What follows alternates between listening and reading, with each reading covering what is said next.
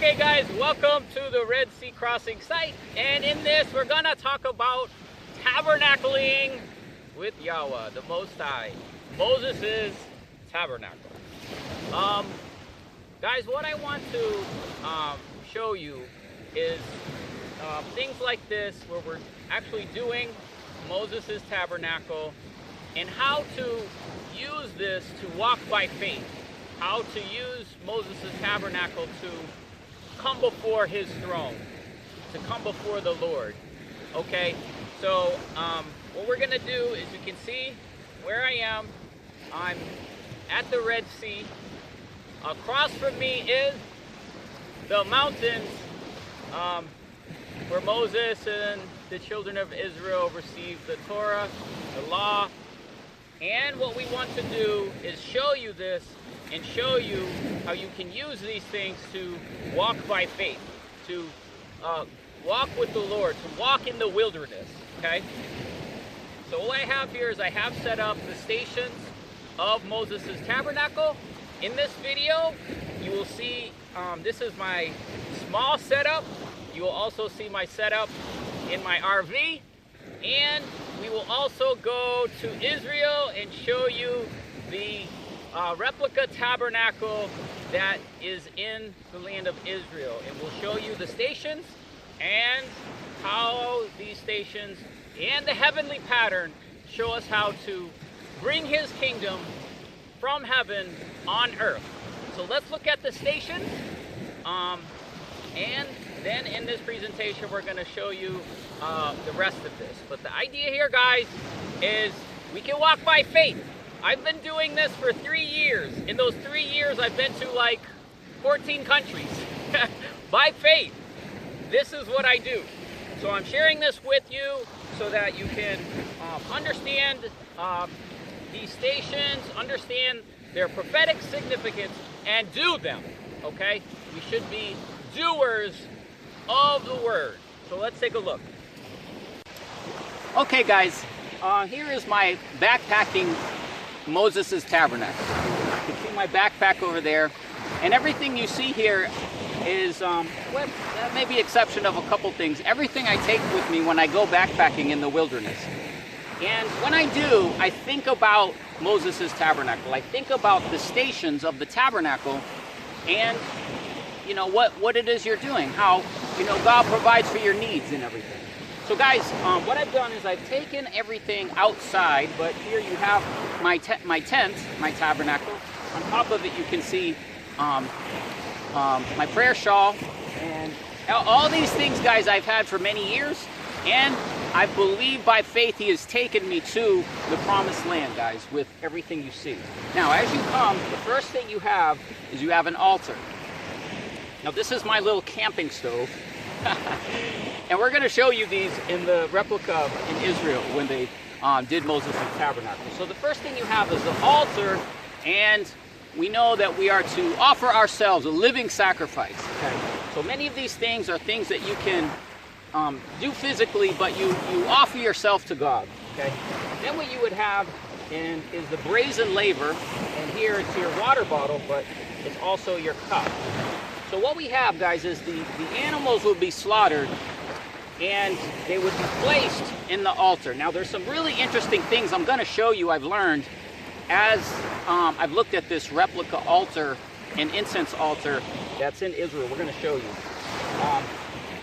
But what you have is you have the shedding the blood of the animals, right?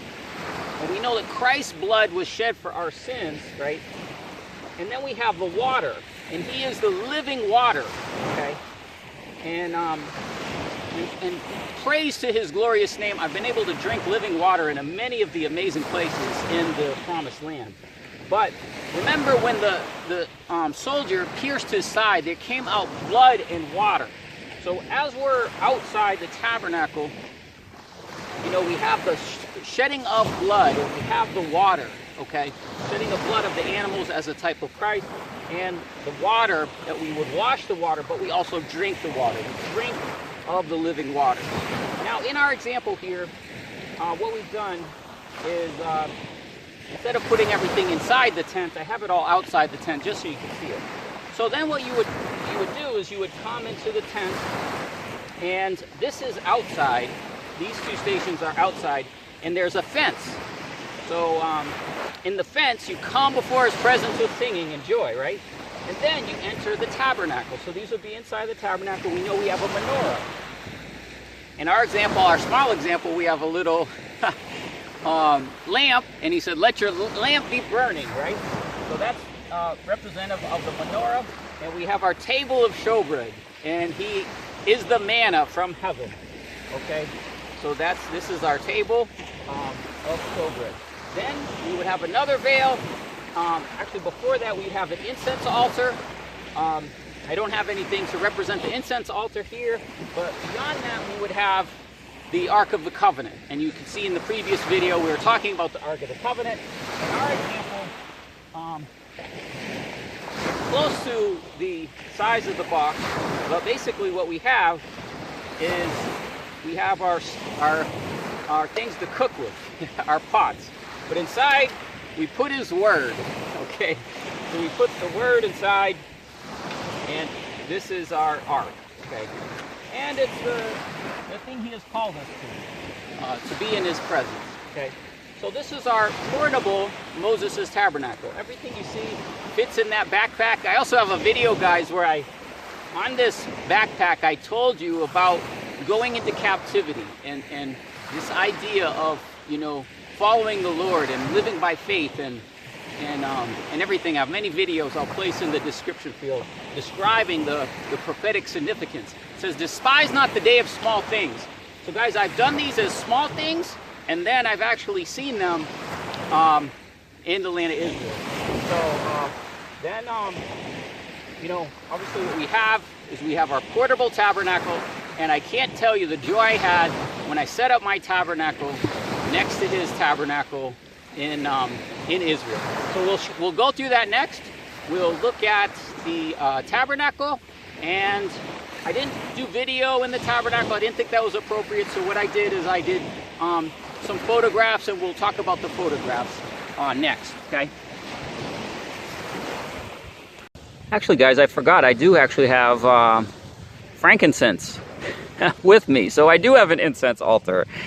I bring this with me everywhere I go and anoint things, and for some reason I forgot to put this as part of the station. So this would be, we have frankincense anointing oil representing our altar of incense. In the distance, guys, we have Saudi Arabia, and I just wanted to give you a little view. In the video, it's not coming out that great, but we do have pretty good visibility today. So I just wanted to take a moment to show you the other side here of the Gulf of Aqaba. And you have decent visibility there. You can see the sand area below and the mountains on the other side. Okay, and let's zoom out. Sorry. Okay, zoom out, and then we can see on the Egyptian side, you know, they're very similar. And this is the Egyptian side of the crossing site. Guys, nothing really captures the idea of caravanning and wilderness and traveling like camels in the Middle East. So isn't this amazing? Look at these camels. I had to just include this in this piece. Look at that. And the palm trees. Here I've set up my tabernacle next to his. Amen. So here you can see my tent and his tabernacle.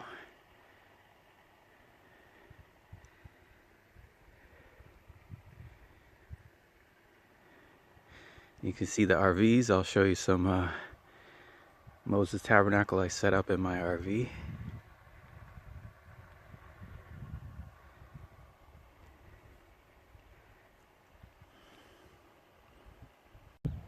I want to do a quick video here of the Timna Park Tabernacle.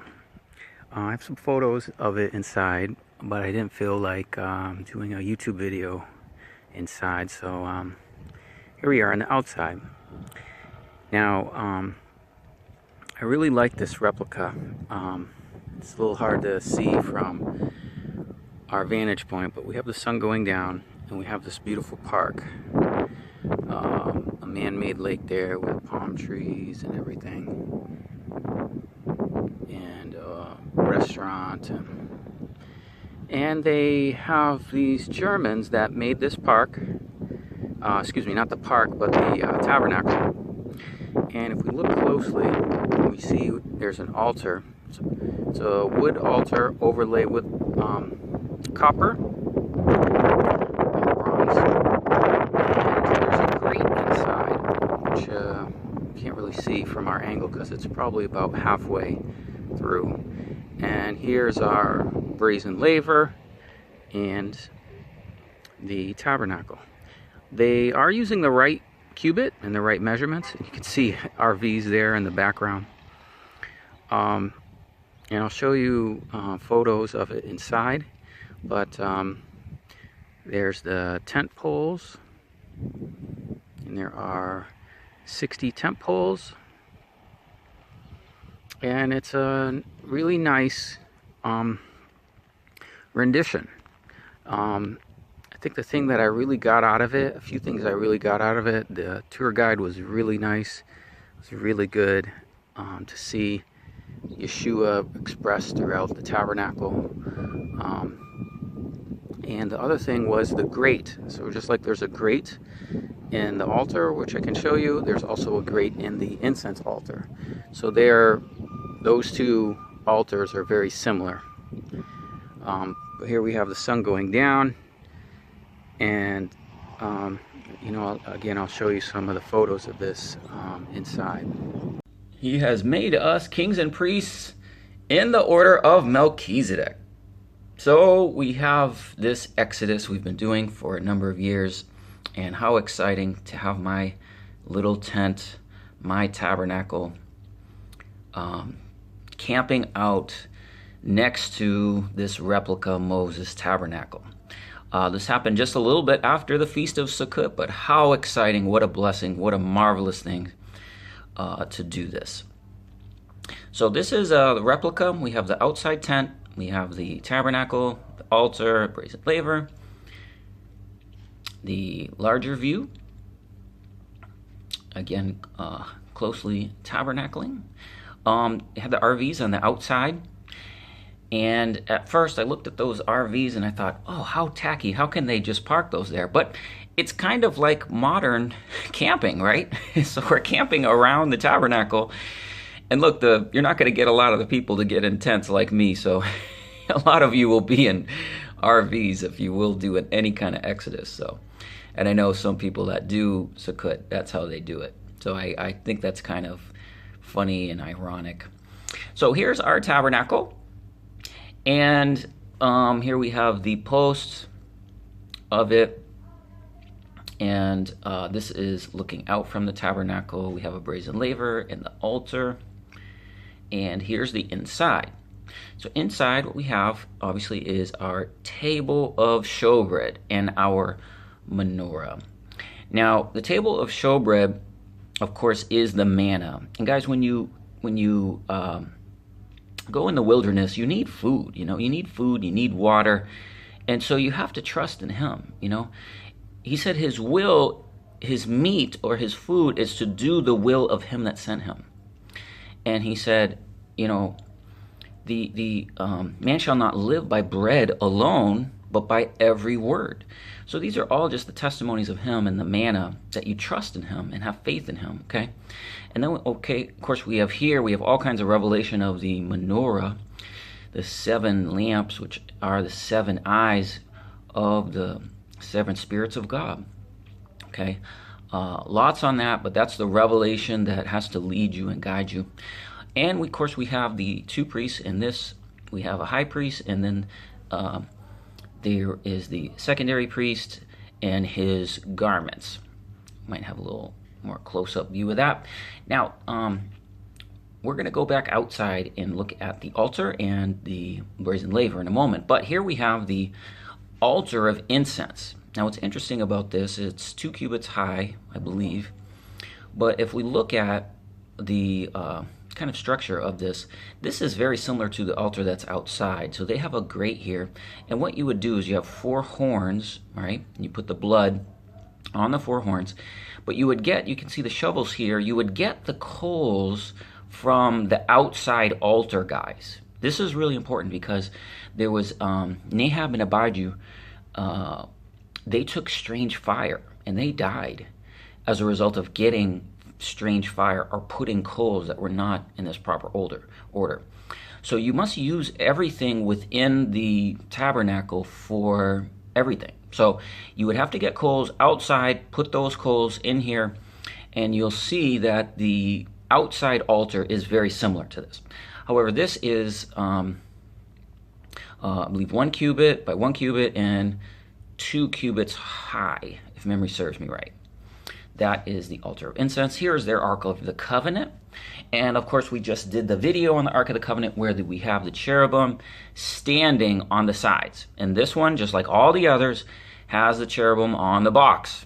Okay, they at least put them at the end and everything else. But this also, when you see, when we did our Moses Tabernacle in the RV, it is a couple things I want to mention real quick. First off, the dimensions of the ark is 1.5 length here, 1.5 height by 2.5. Now in my RV, I didn't get a chance to mention it, but when I had the tabernacle in my RV, guys, it had the proportions of 3 by 5. It was basically 2 times the size of the Ark of the Covenant with a sacred cubit. This one has a cubit which is called the first measure, or the first cubit. So that's what the Ark of the Covenant is. And I'll just mention this here. This will be kind of confusing to describe without showing you the math, but we did find the golden ratio, the Fibonacci, is actually coded into the Ark of the Covenant. The way you find it is the thickness of the ark is, the thickness of the wall is 1 inch, and the cubit is 20.6 inches. If you know that, you can actually have the code of the Most High's creator. It's called the golden ratio, which is 1.618181818. And that actually is coded in the proportions of the Ark of the Covenant. Amazing. Again, we have the priests. All right, the high priest, we got a little bit of a view of him here. We have the girdle, the breastplate, the onyx stones. Okay. Holy is Yahweh, and the crown. Okay. And we got a little bit, but there's no mention of his shoes or anything, so they made them so they don't have shoes. Here are the bells and the pomegranates that are part of the garment, and we know that's type of Yeshua's hem of his garment, and the train of his garment filling the temple. Okay, so he is now high priest of in the order of Melchizedek. Again, here's our altar of incense. Okay, again, we have that grate, and we have the structure of the altar. We'll see very similar outside. Our table of showbread. They have a couple glasses here. I believe these would be for the oil and the wine that would also be part of the offerings. Okay, and that's also where you can do communion, guys, is have the bread and the wine and do the communion. The menorah, here's our brazen laver. This is outside, and one of the things I'm talking about is that these were lined with looking glasses inside. So that's the one thing they don't have represented here. We have this, bronze, copper laver, but inside, the women took their mirrors, and the mirrors were inside here. Okay, that's the one thing they didn't do. Now here's our outside altar, and this is wood lined with copper. And here's some of the shovels and things. And this is what I want you to really see. This is what really got me in this presentation, was that the outside altar, you can see that we have the grate and the walls and the 4 horns. So this is all very similar to the altar of incense, but it's the same like grate, walls, and horns. I believe 4 cubits, if memory serves me right, 4 by 4 cubits with the altar. And what you would do is you would take the coals from here, and that's what you would bring in the incense altar. So this is very important because all these are types and patterns of the temples to come, like the House of David and the Ezekiel. Okay guys, in the years I've been doing this, you can see that we had our mobile backpacking tabernacle. And this is our earliest one when I had the apartment. Early videos you can see back in year 2014. I had set this up. It's a little different. We have a table of showbread, and here we have heaven is his throne, and that's the Ark of the Covenant, is his mercy seat, and the earth is his footstool. So I made a globe and footstool to give us a matter of perspective of how big his throne is. So we have an incense altar, we have a menorah, and we also have an offering here. I'm just worshiping the Lord with giving him some flowers. So this is how far back I was doing this, and this was back when I was living like most of you in a regular house or apartment. And now I've been doing this 3 years since then, 4 years. But now I've been doing an actual exodus and traveling, and so now you can see I'm still doing the same thing. I'm still doing the temple service to worship him everywhere I go by doing these things, okay? So our next little segment is the RV tabernacle, and that we did for 1 year. And you can also see in the videos, in that video, it was actually the Passover season of, I believe, 2015 when I was doing that video and recorded that. So that's next, and this concludes it, guys, and I encourage you to walk by faith and do Moses' tabernacle. Guys, I thought I'd do a quick video and I'd show you my Moses' tabernacle out here in the woods. So guys, here we go. Right, the first thing that I always try to do is I try to position this doorway to the east. So that's pointing east, right? And then what you have is you have your altar. Got to have a campfire, right? So there's our altar, and there's our brazen laver with the water. Okay, so let me show you inside the tent the rest of the stations. This is actually set up just like Moses' tabernacle. The first thing you have is you have the veil. This is the veil of the outer court. Still a little wine there from Passover. And when you would enter, to your right would be the table of showbread. Okay, so here's our table of showbread. And I'm in the south in the winter, so I have a corn tortilla. Good luck finding any unleavened bread down here. So we have our shofar. The first thing you do is you blow the trumpet to announce the temple service. Okay, and that's our table of showbread. Then to your left would be the menorah. Now I have that position, you can see here. And then what I had to do, because of the space I'm dealing with, is my talit here is the veil. So then what you have is you have the menorah to the left.